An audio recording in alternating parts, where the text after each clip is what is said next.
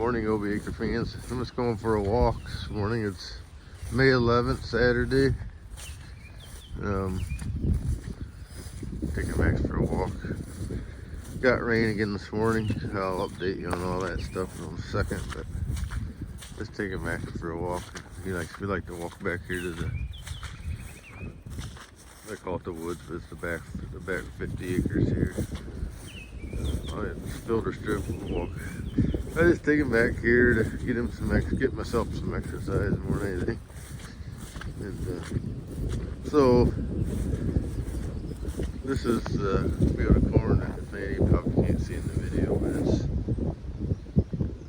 but it looks really good. I mean, I can't believe how good it stands.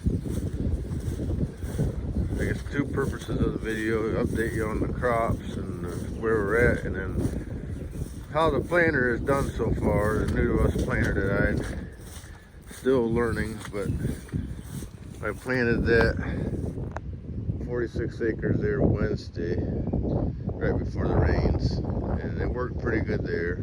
It works really good. The only thing that I have an issue with is the monitor.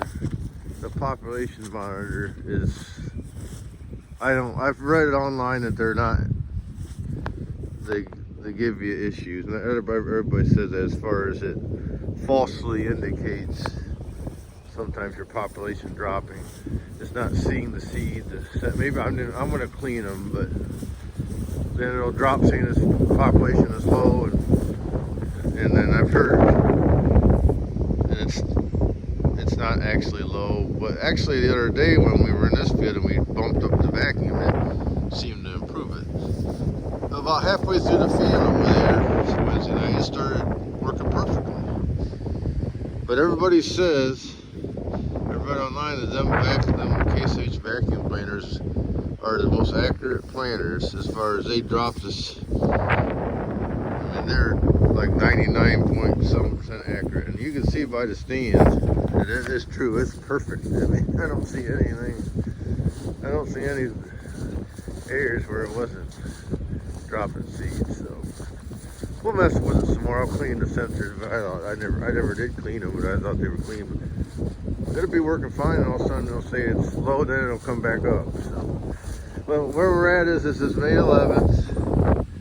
We had an inch of rain, or 8/10 of a rain there Wednesday night after I planted that corn, and it's been wet. And this morning we got another 3/10. You can see there's water everywhere. It's really damp. And then tomorrow it's supposed to be nice, and Monday, and then I think Monday night another chance. We won't get in the fields. I mean, it would take 2 days of really warm, dry, windy weather to dry things out. And they're calling for rain next week. I mean, the forecast change. There's Maxers. You can't look more than 3 days ahead, but every forecast I see is rain like every other day. So I'm lucky to have the crops I have in the ground, and they're up.